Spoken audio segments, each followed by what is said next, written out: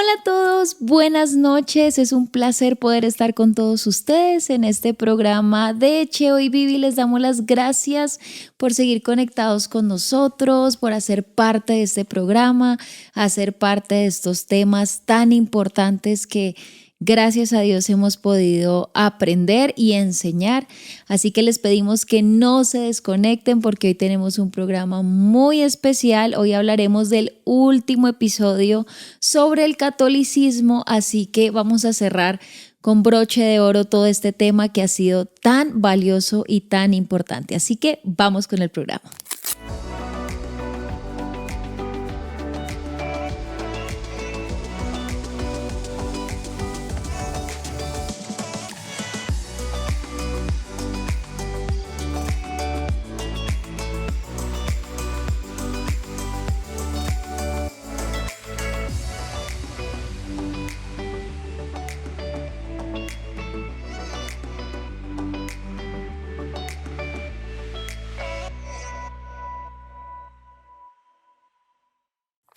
Hola, buenas noches para todos, Dios los bendiga. Estamos súper contentos de estar una vez más acá, de poderlos saludar, poder compartir con ustedes otra vez en este espacio que esperamos que alegre su vida, que de una forma cómoda, fácil, sencilla, podamos tratar temas que muchas veces pueden ser problemáticos, temas que muchas veces son preguntas sin resolver en nuestra mente, y hemos hecho, como siempre lo decimos, un esfuerzo para que usted pueda hablar de una forma mucho más sencilla estos temas que para muchos son difíciles. De hecho, para nosotros también.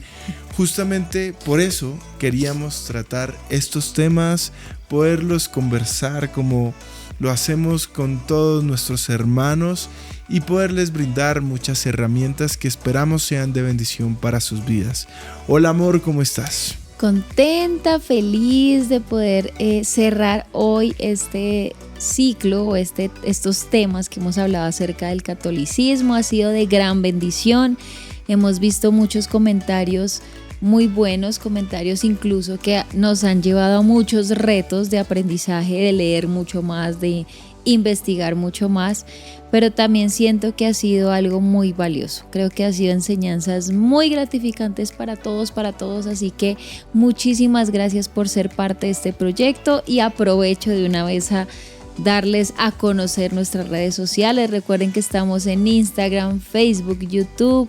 Estamos también, este podcast está en Spotify. Recuerden que esto también está en este formato por si de pronto estamos en esas ocupaciones diarias en donde no tenemos, digamos que la oportunidad de ver el video, pues también nos pueden escuchar, así que no hay excusa para seguir aprendiendo de estos temas tan importantes. Así que pues nada, contenta y con ganas de arrancar este episodio que ya es el último, ¿no? Del catolicismo. Sí, bueno, digamos que antes de comenzar a hacer toda la estructura de nuestro estudio, lógicamente que quisimos dedicar unos capítulos al catolicismo, tratar de explicarlo. Para los que conocen muy bien estos temas podría tardarnos más de un año si se quiere, porque estamos hablando de siglos, estamos hablando de muchísimos autores, de personas que han pasado y comenzando justamente por ver y estudiar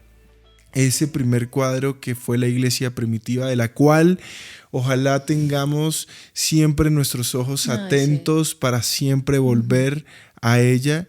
Y pues bueno, como tú lo dices, ha sido un reto que lo asumimos con mucha humildad, con mucho amor. También, y lo decimos claramente, jamás se presenta este espacio como un lugar donde opinamos desde nuestras bases personales o con conocimientos empíricos. Nosotros somos unos defensores del evangelio, de la verdad, y para nosotros es muy importante hablar desde lo que la Biblia enseña. Este es un espacio donde todo lo que nosotros vamos a hablar, de todo lo que enseñamos, está cimentado y justificado a través de la palabra de Dios. Y por eso es tan interesante estudiar estos temas.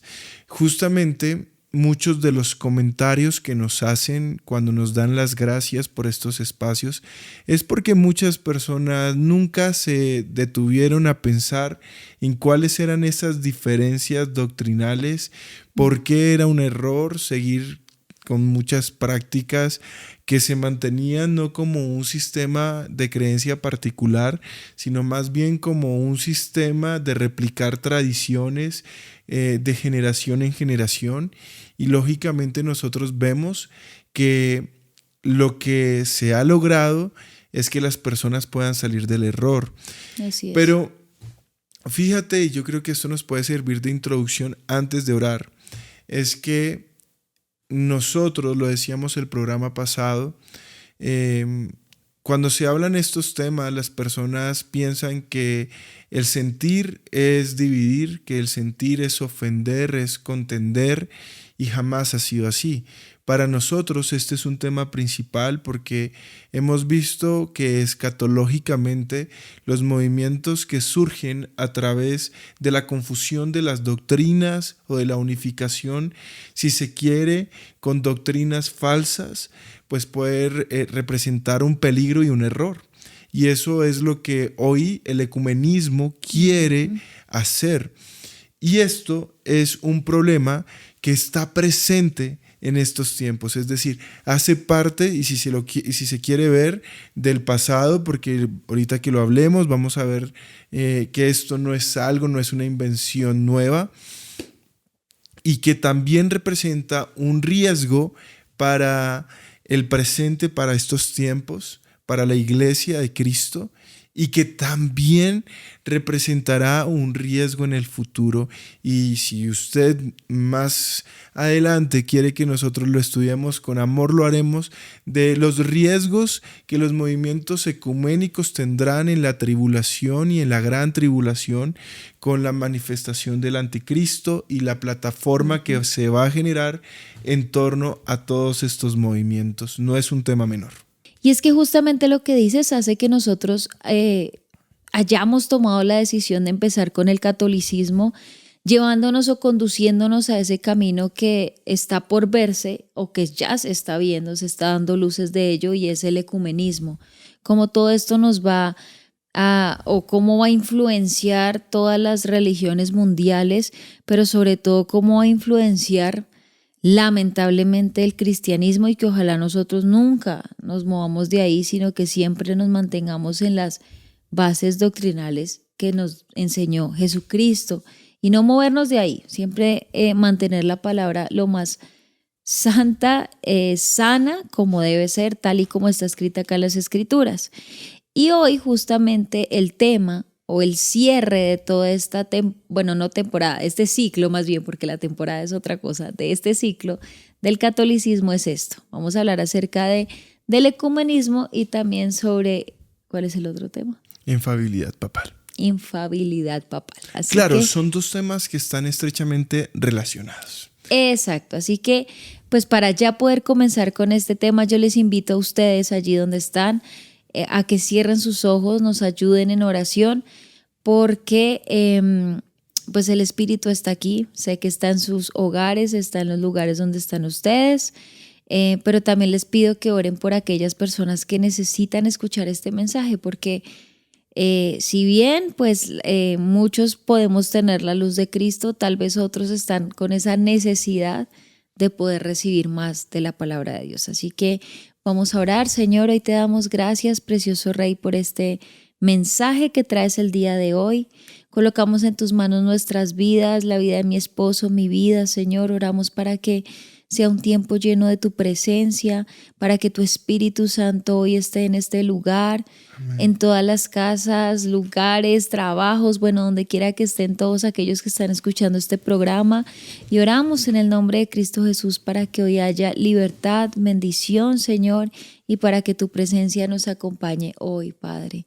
Oramos en el nombre de Jesús para que tú tomes el control absoluto de todo y que podamos tener un tiempo lleno de tu bendición, Señor. Te lo pedimos en el nombre de Jesús. Amén y amén. Amén. Bueno, y yo creo que para empezar es importante hablar del ecumenismo. Hacerlo desde una perspectiva sencilla y fácil. Es un término acuñado para citar un movimiento que ha estado muy vivo en los últimos años en la iglesia cristiana protestante, en la iglesia cristiana evangélica. Muchos han querido defender este movimiento, otros simplemente han participado y muchos otros nos hemos opuesto, pero en realidad muchas personas no saben qué es el ecumenismo, de dónde viene, qué representa, cuáles son los principios, por qué muchos cristianos lo siguen y cuáles son en realidad los peligros. Para eso, pues creo que es importante explicar de dónde viene el ecumenismo. Entonces, bueno, esta es una palabra que tiene una connotación social. Recuerden que nosotros hemos hecho una serie de programas para ver que muchos fenómenos que la Iglesia Católica ha querido replicar en sus doctrinas, muchas de ellas fundamentales, han estado ligados con el contexto social, económico y político. Desde los comienzos mismos de la Iglesia Católica hubo un matrimonio entre la Iglesia y el Estado. La gente se preguntará, ¿y eso qué tiene que ver con el movimiento ecuménico? Y tiene que ver, en esencia, para entender su definición. El contexto y el término como tal se derivan justamente de lo social. Deriva del griego oikouemene, que se lo vamos a escribir para que usted lo pueda entender. Oikouemene. Exacto. Que significa lugar habitado por la humanidad. Y este era un término usado en el Imperio Romano para referirse a la totalidad de las tierras conquistadas. Ojo con esto, porque ellos nunca se alejan, en principio, de lo que significa el movimiento. Más allá de que lo quieran justificar con las doctrinas religiosas, porque no las vamos a llamar que son doctrinas bíblicas, no lo son y ya vamos a entrar, pero lógicamente que ellos tratan de sumar argumentos religiosos para que esta connotación tenga otro sentido. Pero fíjese muy bien en que es un término usado en el Imperio Romano para referirse a la totalidad de las tierras conquistadas. Entonces yo lo pongo así espiritualmente. Hay muchos lugares que son tierras fértiles, que son buenos pastos, y yo puedo ver muchos rediles en ellos, de ovejas verdaderas de Dios.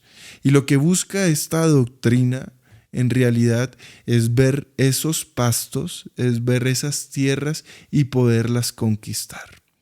Y esto, en esencia, es lo que su término acuña.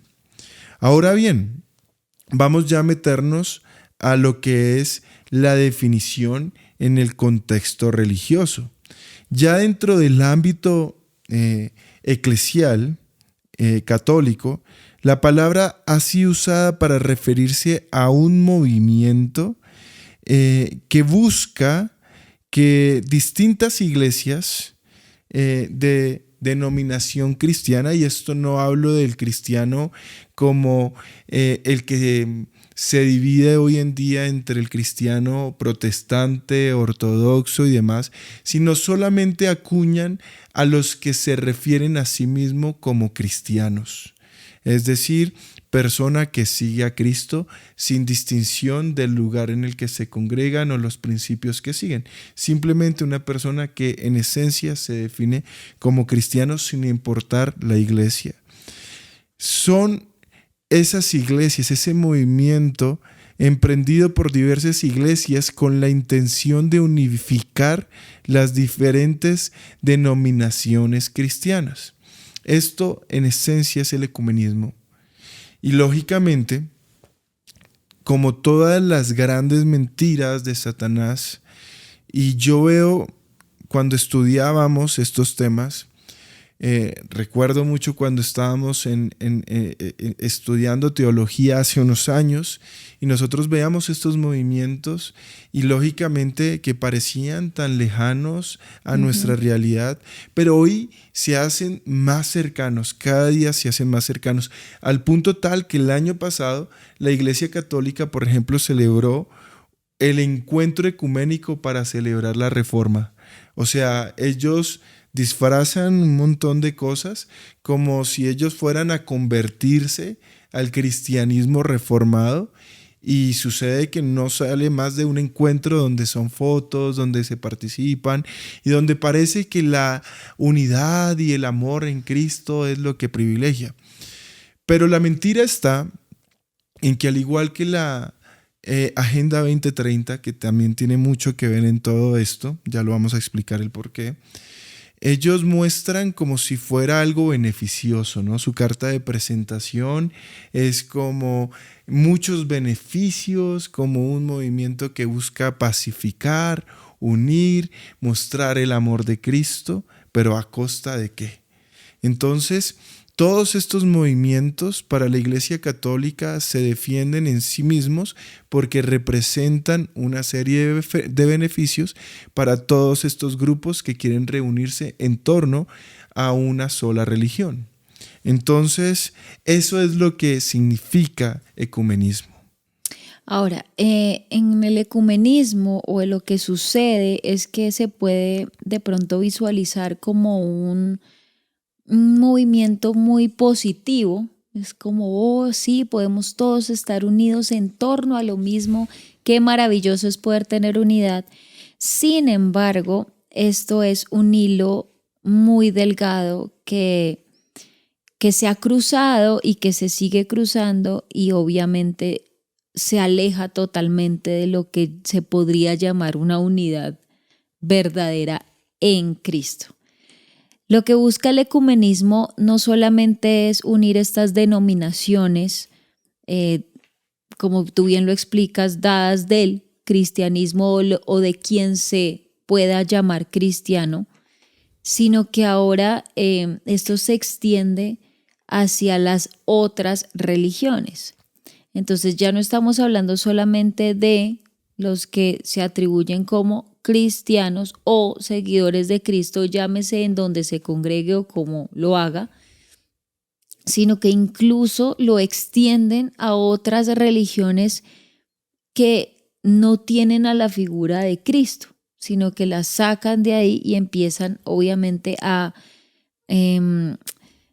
impulsar esta unión en donde hay que tener sumo cuidado porque no los está uniendo realmente algo en común, sino que se puede abrir una brecha a una unión totalmente equivocada. Claro, o sea, yo entiendo que muchas personas que estudian este tema creen que históricamente, y así lo ha hecho la Iglesia Católica saber por medio de sus concilios, que va destinado solamente a las corrientes cristianas, que a su vez están mal empleadas porque doctrinalmente hay principios que no se pueden negociar. Y yo creo que en esencia eso es una diferencia enorme entre los verdaderos hijos de Dios, entre las personas que verdaderamente siguen a Cristo por medio del evangelio que Él enseñó, y las personas que de alguna manera simplemente quieren acomodarse a lo que los hombres quieren definir como cristianismo, que cambian justamente todos los principios del evangelio y comienzan a añadir o a restar o a quitar o a interpretar de forma errónea. Pero fíjate algo muy interesante, tú hablabas de que hoy por hoy este es un movimiento que dentro de la Iglesia Católica ha tomado mucho auge y que incluso ha trascendido las corrientes cristianas. Les vamos a poner una serie de imágenes para que ustedes vean todas las visitas que a través de los años los papas han hecho ante las máximas autoridades en la tierra de distintos grupos étnicos y religiosos en el mundo. Ellos se han reunido con distintas religiones, tibetanos, ellos se han reunido con hinduistas, con incluso budistas, las máximas autoridades del Islam en estos últimos tiempos. Y ellos tienen toda una agenda, lógicamente, y vamos a explicar el por qué. Pero yo quiero que usted vaya entendiendo que es un concepto que trasciende. Ahora bien, yo creo que es importante ceñirnos a la palabra de Dios. ¿Cuál es el objetivo? ¿Cuál es su motivación? La motivación de ellos es unir, quitar fronteras morales, quitar las estructuras jerárquicas y reemplazar los principios y fundamentos del Evangelio por filosofías humanas. ¿Sí? Y quiero que se preste atención a cuáles son los argumentos que ellos utilizan para justificar esto. Por ejemplo, ellos enfatizan esa unión en la base del amor de Cristo. Y emplean, por ejemplo, Juan capítulo 17, versículo 21, que si quieres podemos leerlo. Juan 17, 21 dice: te pido que todos sean uno, así como tú y yo somos uno. Es decir, como tú estás en mí, Padre, y yo estoy en ti, y que ellos estén en nosotros para que el mundo crea que tú me enviaste. Acá nos habla de una unidad claramente en Cristo, pero no nos habla una unidad en donde se saca de la ecuación la verdad o la veracidad de lo que es Cristo. Claro, lo que resulta interesante es que ellos no ven de forma completa esa oración que hace Jesús. Leen el primer o la primera parte del versículo que dice que seamos uno. Pero se les olvida la segunda parte que obviamente nos habla de Jesucristo. Exacto, leer de forma completa, porque si me acompañas ahí en Juan 17, 17, vamos a entender en realidad cómo Cristo quería que se diera esa unidad. Así es, entonces Juan 17, 17 dice: hazlos santos con tu verdad, enséñales tu palabra, la cual es verdad. Exacto. Entonces ellos justifican esa unión en base al amor de Cristo, citan ese texto, pero a expensas de la verdad. Y la única forma en que podamos tener una verdadera unidad debe ser a través de la verdad. Exacto. Si me puedes volver a leer, porque las personas de alguna manera no han entendido la profundidad de este pasaje. Sí, dice Juan 17, 17. Hazlos santos con tu verdad, enséñales tu palabra, la cual es verdad. La única palabra que es verdad es la palabra de Dios. La palabra de Dios no se puede reemplazar. No la podemos cambiar. Hay principios y bases doctrinales fundamentales con las cuales nosotros no podemos negociar. Exacto, y es que ahí es donde vemos muchos errores que se están dando en torno al ecumenismo y por lo cual no estamos obviamente de acuerdo, porque la palabra no nos dice eso, es que se empiezan a negociar o a modificar o a restablecer doctrinas que no deberían ser modificables, o sea, nunca. Claro. Que lo que nos enseña Cristo, lo que nos enseña Dios en su palabra es la verdad. Y si yo empiezo como a manejarla, manipularla, medio acomodarla para que los demás se sientan cómodos con ella y ahí sí buscar esa unidad que desean, pues es que ahí ya está el error, porque ahí no nos habla de una unidad así, no nos dice sean uno solo en el pensamiento humano que a ustedes se les ocurra, sino sean uno solo en Cristo, y así como el Padre y yo somos uno, ustedes también sean uno con nosotros, ¿sí? O sea, en esa es la unidad, en base a Jesucristo. Ahora, acá entramos a un tema muy álgido, pero me parece que es indispensable tocarlo. Y es que el enemigo es muy astuto, y yo lo veo de esa forma porque él no le hace una invitación a cualquier persona. Él normalmente invita a personas visibles, a personas que representan unas mayorías. Por eso usted ve que ellos no le hacen un llamado general a muchas iglesias, y menos mal, porque gracias a Dios ellos no ven las cosas como Dios las ve. Dios a todos nos ve por igual. Y esto lo digo para las personas que siguen hombres. Maldito el hombre que confía en el hombre, dice la palabra de Dios. Y hay personas que creen que Dios tiene más valor porque te ha llamado como pastor, porque te ha llamado como adorador.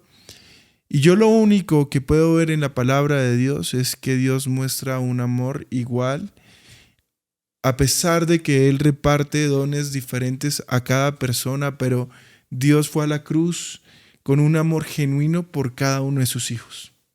Y lo digo porque la Iglesia Católica no tiene tal consideración, y menos cuando se trata del ecumenismo.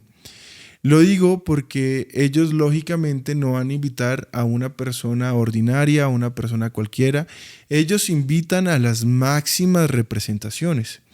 Y es acá donde muchas personas comienzan a confundirse porque dicen, imagínese que estuve viendo y el pastor tal estuvo en el Vaticano reunido con el Papa, mire qué honor. ¿Y será que como él lo hizo, yo creo que nosotros también podemos hacerlo? ¿Eso estará bien? Preguntan muchos. Hay otros que, por ejemplo, dicen, imagínese que el adorador que tanto me gustaba, ese que, mejor dicho, ministra y me toca el corazón, fue y cantó en el Vaticano. ¿Cómo tú crees que yo no pueda pensar que eso está bien? Mire cómo está evangelizando incluso al mismo Papa. Muchos tienen esa apreciación. La pregunta es, ¿será esto correcto? Y nosotros tenemos una respuesta para esto. Estos movimientos a través de la historia han tenido como principal objetivo quitar esas divisiones morales. Hoy en día, por ejemplo, tenemos un papa muy liberal que está acomodando la doctrina de su iglesia al contexto social del mundo. Y por ejemplo, tenemos declaraciones como esta. Esta declaración ya la habíamos visto en programas pasados, pero es claro que para ellos, por ejemplo, la unión entre parejas del mismo sexo no es un problema.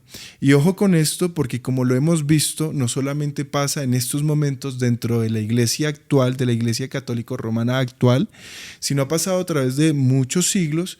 Muchos movimientos dentro del mismo catolicismo no están de acuerdo. Eso te iba a decir que me parece importante, y de hecho lo vimos también en programas pasados, que lo que el Papa actual ha manifestado en algunos temas referentes a sus doctrinas, pues muchos han dicho, no, espere un momento, o sea, tampoco, esto no es lo que creemos, esto no es, y ha habido ciertas discordias y divisiones allí. Entonces, todo esto que está generando este movimiento y que ha consumido a gran parte de muchas personas que no conocen la palabra de Dios. Pueda que hayan utilizado el nombre de Dios para hacer muchas cosas, pero entiendo yo que ellos no conocen la palabra de Dios. Y espero, y están a tiempo, de volver a esas palabras, a esos fundamentos verdaderos, para que el día de mañana no tengan que pasar por la vergüenza de decirle a Dios, en tu nombre canté, en tu nombre hice tales y tales milagros, en tu nombre prediqué, y que Dios le diga, lo siento, tú no conocías mi palabra y la verdad es que yo a ti no te conozco. Aléjate de mí, hacedor de maldad. Es que yo iba a decir eso, lo importante que es tener en cuenta la responsabilidad que tenemos todos aquellos que conocemos la palabra y sobre todo los que enseñamos la palabra, o los que son adoradores, o los que son predicadores, o los que de alguna manera tienen así sea un grupo pequeño que dirigen. La importancia de conocer la Biblia y realmente lo que nos dice la Biblia, porque vuelvo al inicio a lo que yo estaba hablando al principio y lo que tú también has hablado, que el ecumenismo se puede mostrar como un movimiento muy positivo, algo de unión, y es que el amor de Cristo nos invita a amarnos unos a los otros. Sí, pero es que el amor de Cristo tampoco nos invita a revolvernos unos con los otros cuando las doctrinas fundamentales se pierden, cuando el amor de Cristo verdadero se pierde, y la responsabilidad que tenemos todos nosotros es esa.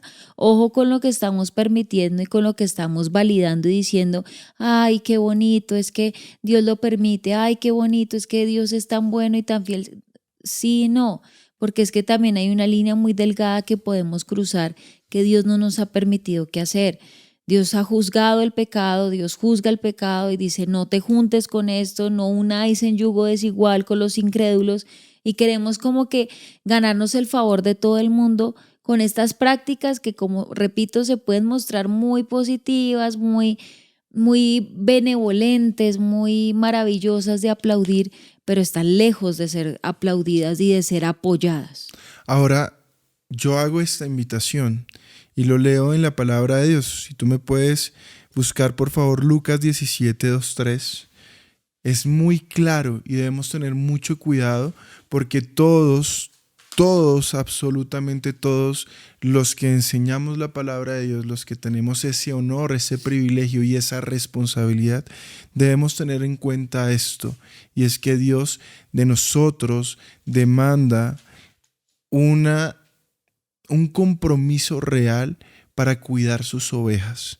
Fíjate lo que dice este versículo. Voy a leer desde el versículo 1 que dice, cierto día Jesús dijo a sus discípulos, siempre habrá tentaciones para pecar, pero ¿qué aflicción le espera a la persona que provoca la tentación? Sería mejor que se arrojara al mar con una piedra de molino alrededor del cuello que hacer que uno de estos pequeños caiga en pecado. Así que cuídese. Si un creyente peca, repréndelo. Luego, si hay arrepentimiento, perdónalo. Amén. Ahí dice la palabra muy, muy claro. Primero que tenemos que estar muy cuidadosos para no ceder y caer en la tentación. Los hombres que buscan reconocimiento, vanagloria, y yo creo que los intereses son muchas veces económicos, porque muchas veces la música que está hecha para Dios, creemos que puede ser como ese puente, esa unión, y muchas veces las motivaciones están en que no importa quién escuche mi canción, lo importante es que la escuche, pero la realidad es que todo lo que nosotros hacemos debe aportar no solamente para que las personas adoren a Dios, que ese es el objetivo, yo lo entiendo, pero que las personas puedan encontrar la revelación de Cristo en sus corazones, la verdad, el evangelio de Cristo. Y yo creo que muchos de estos cantantes han estado persiguiendo más las cosas de este mundo que las cosas de Dios. Lo veo de esa forma. Ahora, algo que me llama también la atención que encontrábamos cuando estudiábamos son una serie de reparos y preguntas que ellos hacen. Y es a las personas que hacen este tipo de programas, que tienen esta posición muy radical, ellos dicen, bueno, pero ¿quiénes son los hombres para juzgar? Justamente una de las intenciones o las motivaciones que ellos tienen es quitar estas divisiones, quitar que juzguen, quitar que les señalen, que les hablen con la verdad. Yo creo que hemos contado muchas veces testimonios, hemos escuchado incluso en algún momento al pastor Abraham hablando de esto, un testimonio que él tuvo cuando en su momento recién convertido, él habló con un sacerdote católico. En mi caso particular, también tuve la oportunidad antes de mi conversión a Cristo, la oportunidad de hablar con un sacerdote. Y yo le hacía una serie de preguntas, le decía, yo no entiendo, no era de pronto lógico para mi mente el tema del principio de la confesión, de las penitencias y todo esto y de la intermediación de ellos. Yo le decía, yo quiero tener una relación personal con Dios. Y no me sabía dar una explicación. Él me decía, no, pues si usted quiere entonces le toca volverse un cura y estudiar teología y meterse en un seminario. Y yo me acuerdo que no me sabía dar muchas respuestas y todo lo justificaba en la tradición. Sí, no tenía una clara sustentación en la palabra de Dios. Y yo creo fundamentalmente en algo. Cuando nos hacen esta pregunta de si podemos nosotros juzgar, y yo digo, Dios a través de su palabra, es claro que Dios no juzga a la persona, sino juzga el pecado y lo hace a través de la palabra de Dios. Y para mí esto es algo que no se puede cambiar. Lo que pasa es que la palabra se convierte en ese espejo de la realidad del hombre. Es decir, le muestra y le refleja sus errores para que vaya a un genuino arrepentimiento. Esa es la palabra para mí. Y bíblicamente lo es así. Es ese espejo que te está diciendo, mira, Cristo te ama, pero no ama lo que estás haciendo. Y te está dando la oportunidad de que te arrepientas y cambies. Amén. Y corrijas tu camino. Y por medio de la palabra puedes enderezar tu camino. ¿Cómo lo hago? Aprende la Biblia, aprende a vivir en Cristo y lo vas a lograr. Pero no significa que aprobemos todo, validemos todo.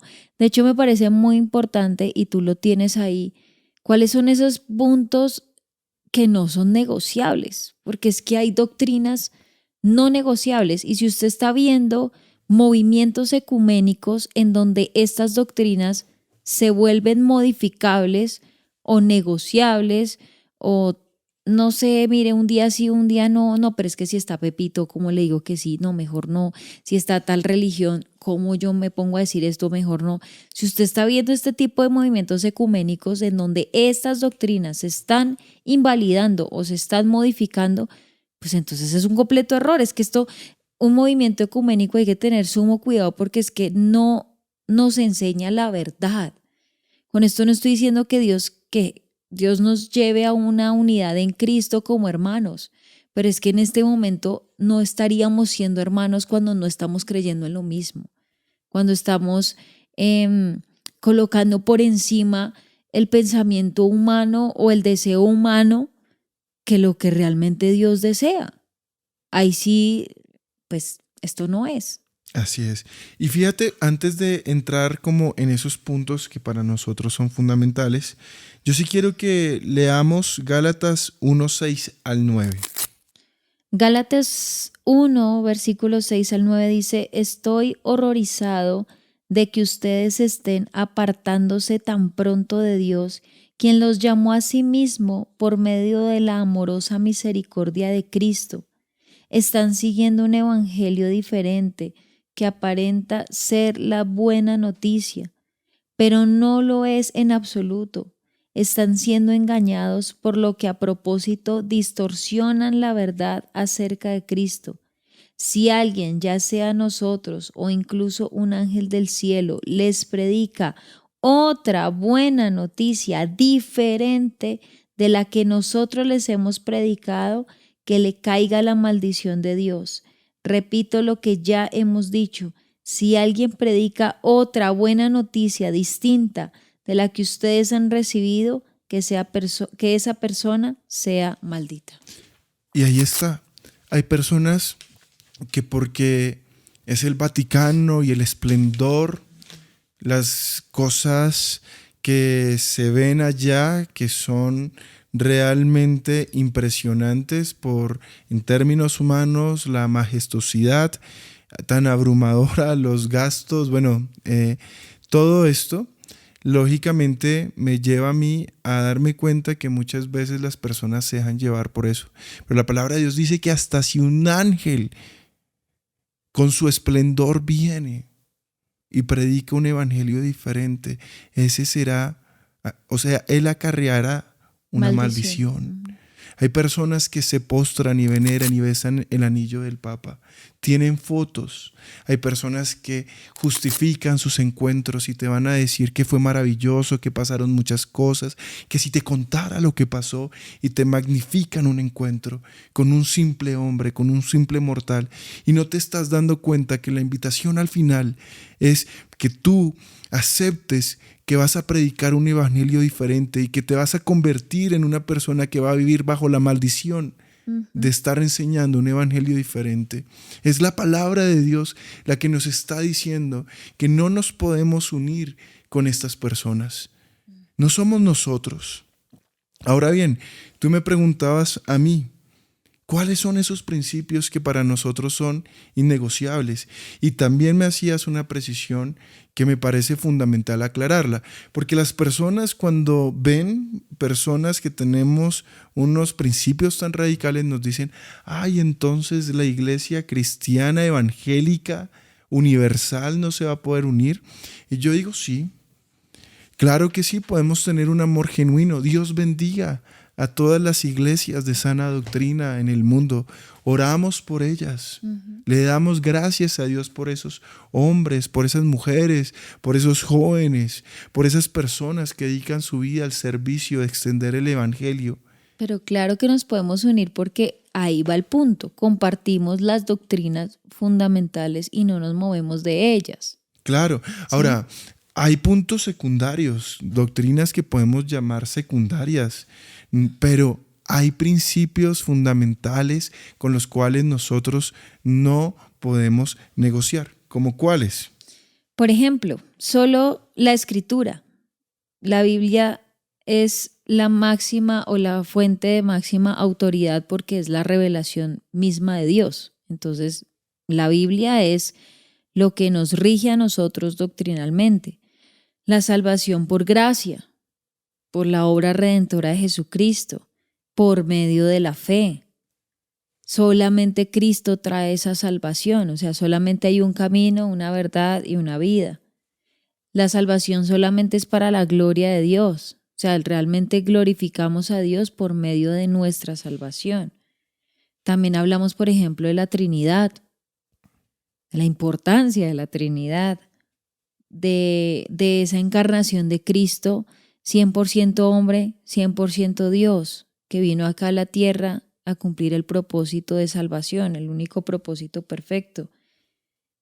Una vida sin pecado, pero ese pecado siendo ya llevado en la cruz, o sea, justificados delante del Padre por medio de Cristo, y volvemos a lo mismo.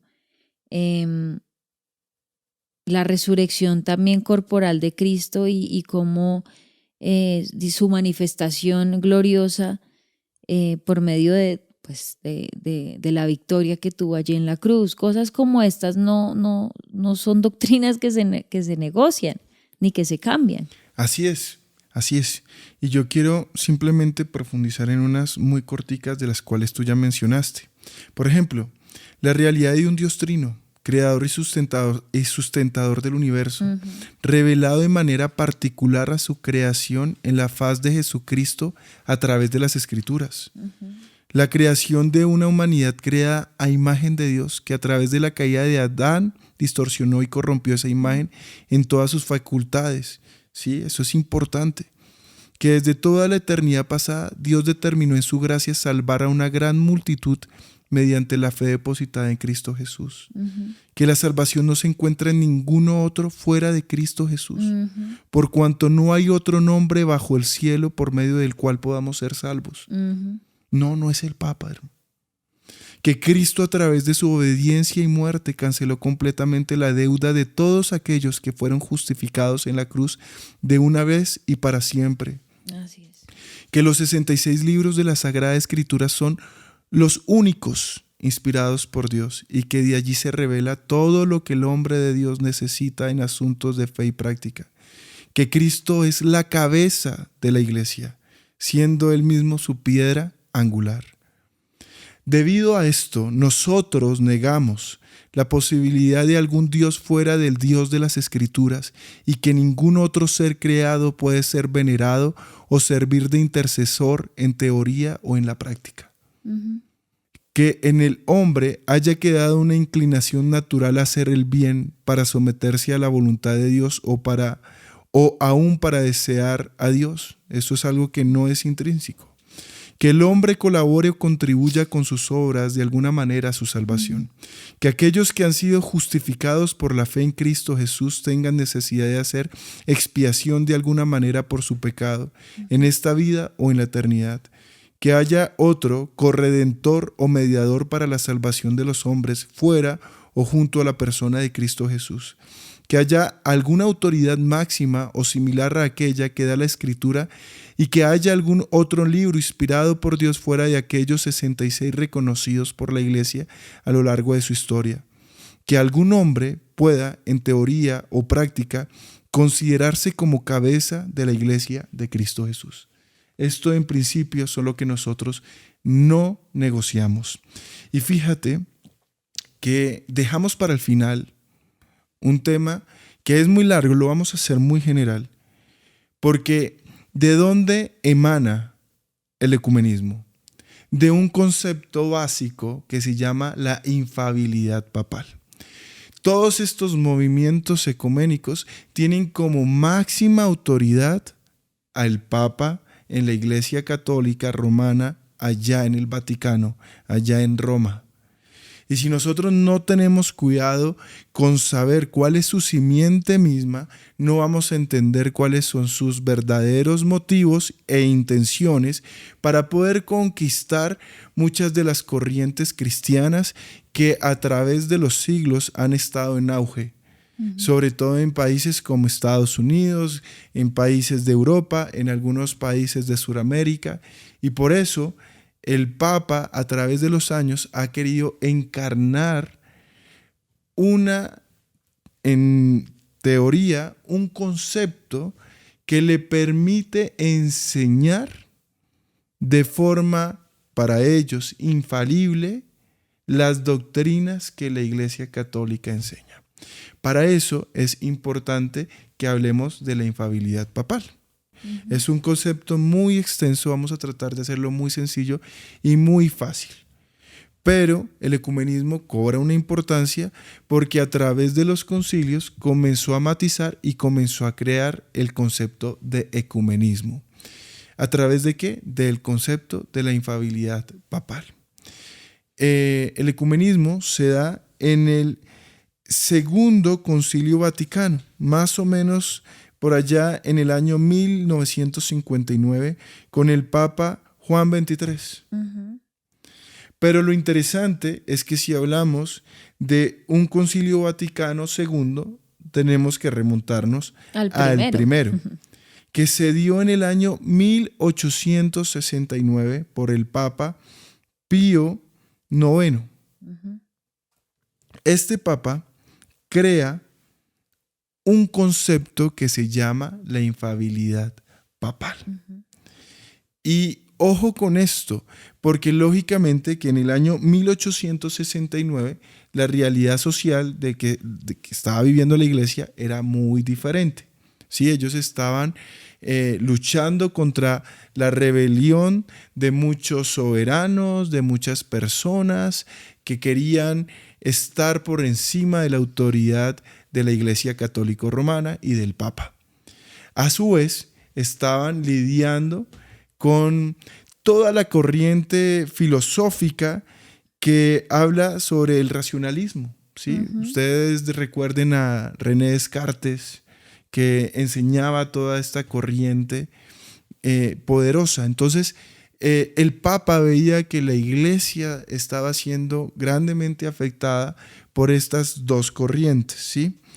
Entonces, este primer concilio, se da para enfrentar al racionalismo, ¿sí? Recuerde que este concepto de racionalismo acentúa el papel de la razón en la adquisición del conocimiento, ¿no? Ellos tenían unos pasos, ¿no? Sí. Evidencia, análisis, deducción y comprobación.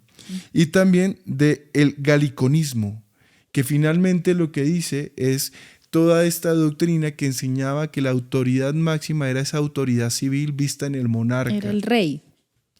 Y eso es una discusión totalmente para muchísimo tiempo, pero usted puede recordar lo que fue la división de la Iglesia Católica con la Iglesia Anglicana, ¿no? Esto para las personas que viven en el Reino Unido, porque anglicano viene de inglés, de la autoridad de la Iglesia inglesa, ¿no? Que ya esa autoridad no reposa en el Papa, sino en el Rey. Ahorita, por ejemplo, el máximo autoridad no es un sacerdote, no es un cura, el máximo autoridad de la Iglesia anglicana en Inglaterra es el rey, que es en estos momentos el rey Carlos, ¿no? Sí, el rey Carlos. Que se llama como yo. Nombre de rey. Bueno, interesante que ustedes en su casa, si son de esos estudiosos, busquen por qué se crea. Eso es toda una novela. Es tremendo. Sí, eso Pero a mí para me ir... encanta con Catalina de Aragón, con el rey Enrique VIII, si mal no estoy, no estoy muy seguro, o Enrique XIII, bueno, no me acuerdo. Es muy interesante Enrique ver porque VIII. es un juego. Enrique VIII, gracias. Y Catalina de Aragón y lo que pasa con el familiar de ella. Bueno, es una novela tremenda, Léase la recomendada. Creo que han sacado series y de todo Léasela. para ver, porque él pide que le anulen el matrimonio y se oponen. Sí, Bueno, eso. Y bueno, entonces él dice, yo soy el rey. Y ahí se crea todo esto. Y justamente el Papa Pío pues comienza a decir, hey, yo necesito que la gente me vea a mí como la máxima autoridad. Y entonces acá comienza a darse ya matices a ese concepto que habla sobre la infalibilidad papal. Concepto creado en el año 1870. Ojo, porque a simple vista uno pensaría que la infalibilidad papal es aplicada en términos generales, es decir, que se está diciendo que el Papa no puede cometer errores. Eso no es lo que quiere decir la infalibilidad papal como concepto. Este es un concepto que enseña que el Papa, cuando habla ex cátedra significa en tono magistral hacia su magisterio, que son todos los cardenales, obispos, todos los obispos, o cuando lo hace en un ámbito de enseñar, como son los concilios, las asambleas que ellos hacen, entonces el Papa, como tiene para ellos el don de enseñar, todo lo que él diga es verdad, a nivel doctrinal. Todo lo que él enseñe, no importa si va contrario a la Biblia, no importa, todo lo que él enseñe es lo que la iglesia en su estructura tiene que enseñar. Riesgos muchos. Y acá nacen obviamente algunas diferencias que yo sé que algunas personas que conocen de estos temas nos pueden decir, hey, es que ustedes están confundiendo algunos temas o algunos conceptos, porque una cosa es la infalibilidad del Papa y otra la inerrabilidad. No, la infalibilidad papal habla únicamente de las doctrinas que él enseña a su magisterium, que son los cardenales, todo lo que hacen ellos y enseñan. Ellos tienen que decir, como el Papa lo dice, es la voz de Dios, es la representación de Dios en la tierra. Todo lo que él dice es cierto y punto. Nosotros no lo podemos discutir porque en eso creemos nosotros y ese es el concepto que habla de la infalibilidad papal. Pero hace unos instantes, hace unos minutos, los que no lo vieron, repítanlo.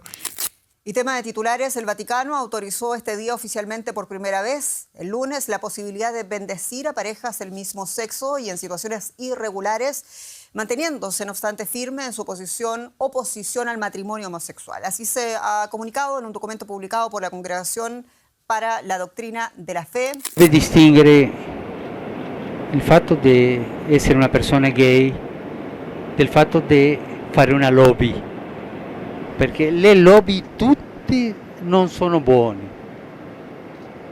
quello è lo cattivo. Se una persona è gay e cerca il Signore e ha buona volontà, ma chi sono io per giudicarla? Vimos un Papa que enseña, por ejemplo, que el homosexualismo no es pecado. Lo dijo en un término que, digamos, un concepto personal. Pero ¿qué pasaría si hoy se realiza un concilio? Exacto, y él dice, entonces bueno, se valida. Acá están mis cardenales, acá están mis arzobispos, acá están mis obispos, acá están algunos sacerdotes, acá está toda la iglesia. Entonces está allá en la catedral de San Pedro y entonces dice, yo vengo hoy acá a hablar y entonces para mí doctrinalmente el homosexualismo no es un pecado.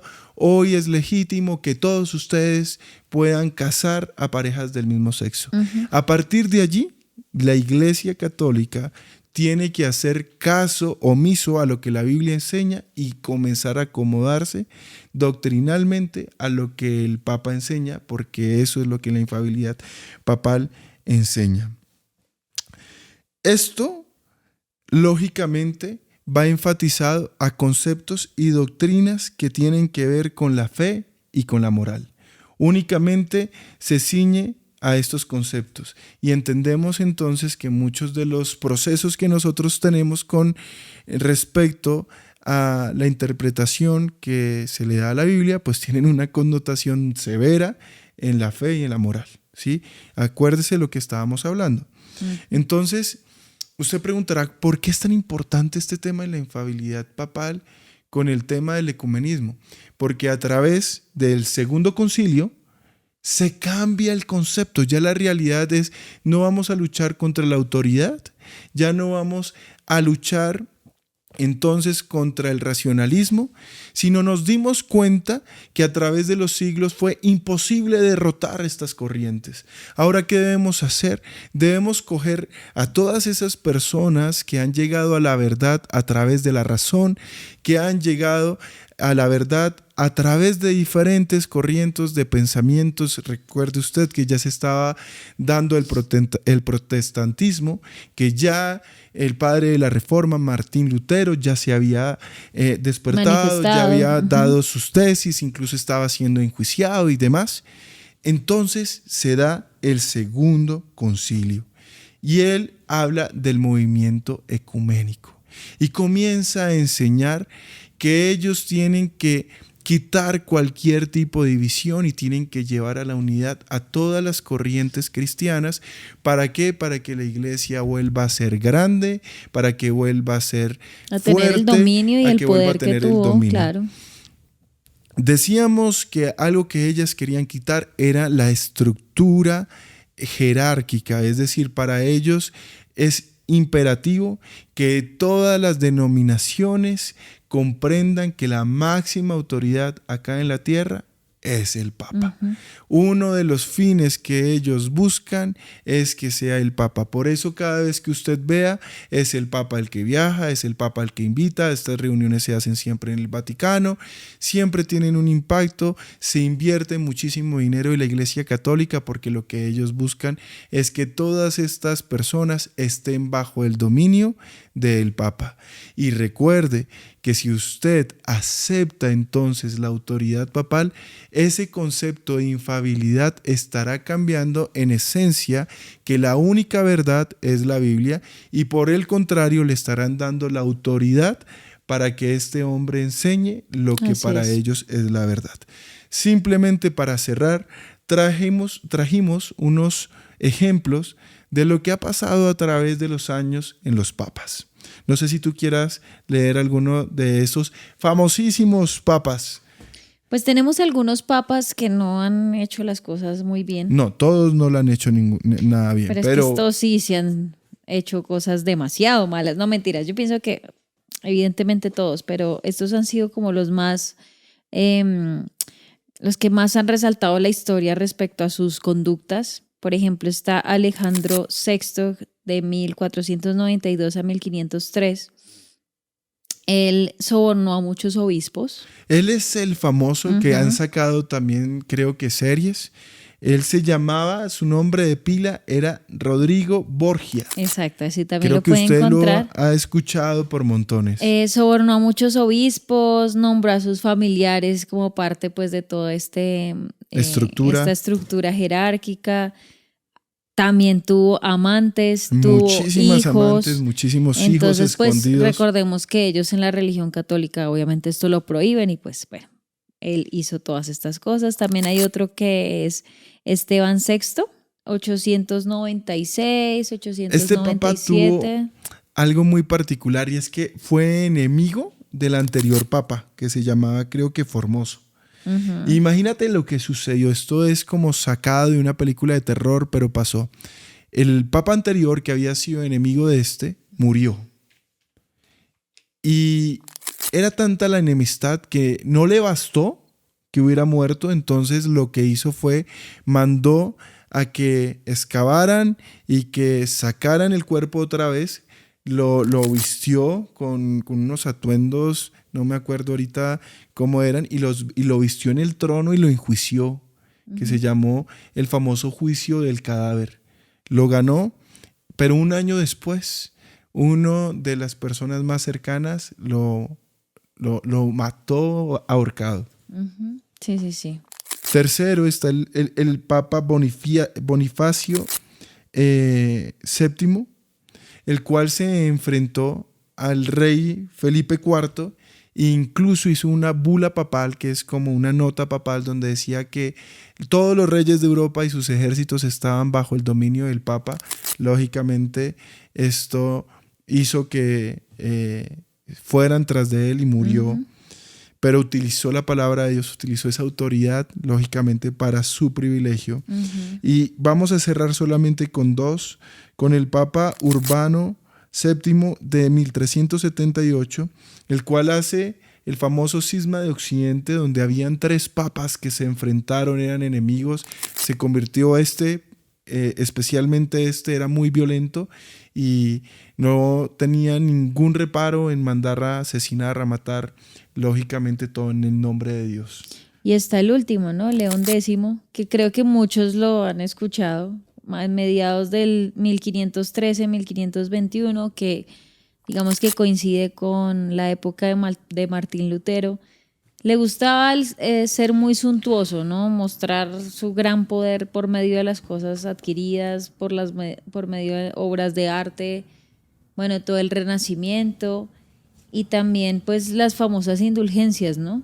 Que ahí fue donde Martín Lutero explota en gran protesta sobre todo lo que estaba haciendo la iglesia a favor de ellos, engañando a la gente por medio de ellas y diciendo que podían adquirir la salvación por cuenta de pagos, de adquisiciones, para que no fueran al infierno, sino que pagara por su salvación.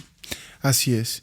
Y usted dirá, bueno, ¿eso qué tiene que ver con la infabilidad? Si tiene más que ver con la inerrabilidad papal. Todos estamos abiertos a pecados, todos somos pecadores. Y no es nuestra intención mostrar que ellos son más malos, pero también es bueno mostrar que ellos son tan humanos como cualquier otra persona.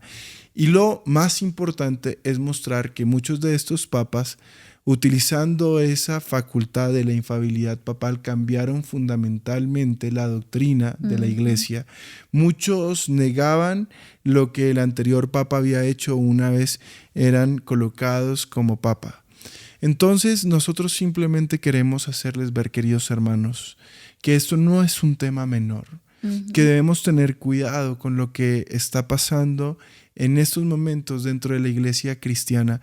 Más allá de que esto sea de pronto un programa que muestre una realidad alterna de la iglesia católica romana, lo que queremos es mostrar una realidad muy actual de la iglesia cristiana protestante. Mi esposa citaba muy sabiamente que no podíamos unirnos en yugo desigual. Es un yugo desigual. No podemos creer que somos pares. No podemos creer que unos y otros estamos creyendo en lo mismo, porque no es así. Ese es el peor de todos los errores. ¿Qué queremos ahora hacer de ahora en adelante? Cuando cerramos estos temas, porque lógicamente a partir de todo este concepto de la infabilidad papal se cambiaron fundamentalmente doctrinas. Nacen doctrinas cerradas en torno al bautismo, en torno al purgatorio, en torno a la salvación, en torno a la intercesión, un montón de cosas que hemos enseñado. No podemos caer en manos de hombres que enseñan filosofías humanas acomodadas, como siempre a intereses particulares de lo que para ellos es la sociedad. Estamos a punto de que la Iglesia Católica Romana acepte muchos pecados solamente porque necesitan atraer a más personas. A más adeptos. Y lógicamente están cambiando todo lo que la palabra enseña. Ellos están cambiando el modelo de familia original planteada por Dios. Abren abiertamente la posibilidad no solamente del matrimonio igualitario, no solamente abren la puerta a que las personas lógicamente puedan hacer familia en torno a el cambio de roles de hombre y mujer.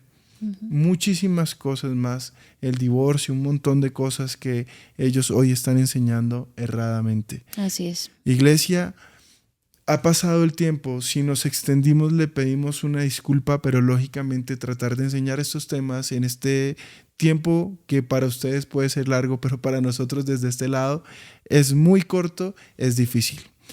Queremos orar para que pues las personas que hayan visto este programa tengan todas sus dudas resueltas, y si no, estamos abiertos a poder responder en todos nuestros canales. Escríbanos si les gustó o no les gustó, y vienen programas súper especiales que van a seguir esta cadena de programas para poder seguir enseñando la verdad del Evangelio en estos tiempos finales. No sé si oramos, amor, para Claro que entregar sí, este así que donde están ustedes, por favor acompáñenos, dígale: Señor, hoy damos gracias, Padre amado, por este tiempo.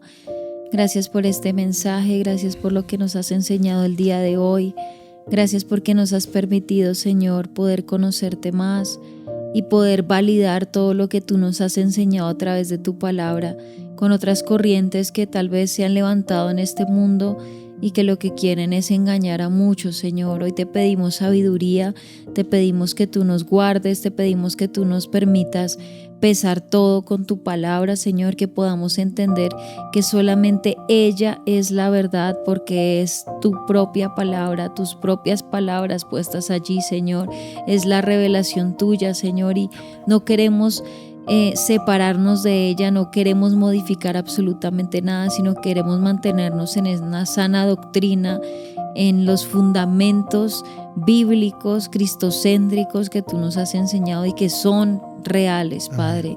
Damos gracias por todo este seriado que dimos sobre el catolicismo. Colocamos en tus manos los siguientes programas que vienen de todas estas sectas, corrientes, religiones que vamos a seguir aprendiendo, porque todo esto nos lleva a estos últimos tiempos que estamos viviendo y lo importante que es conocer la palabra, conocer la verdad, para que seamos libres, pero también para que podamos mantenernos en ella sin irnos como las olas del mar que van de corriente en corriente, sino todo lo contrario, que se mantienen firmes aun cuando las corrientes de este mundo son tan fuertes y nos quieren de pronto convencer de algo que no es. Te damos gracias, Señor, por este tiempo. Te ponemos todo en tus manos y te agradecemos una vez más esta oportunidad. En el nombre de Jesús. Amén y amén. Y bueno, a ustedes les damos gracias por habernos acompañado en este tiempo tan especial. Terminamos el catolicismo. Vamos a venir con temas muy importantes también. Sectas, religiones, corrientes, movimientos que se están dando en estos tiempos que, como sabemos, son tiempos finales, son tiempos que cada vez el Señor está más cerca por su iglesia, así que es importante prepararnos, estar listos, pero sobre todo mantenernos firmes en la palabra del Señor, que es la verdad, como lo hemos aprendido. Gracias por ser parte de este proyecto tan lindo, por ser parte de nuestra familia. Si Dios permite, nos vemos muy pronto en otro programa acá en Choy Vivi. Que Dios los bendiga.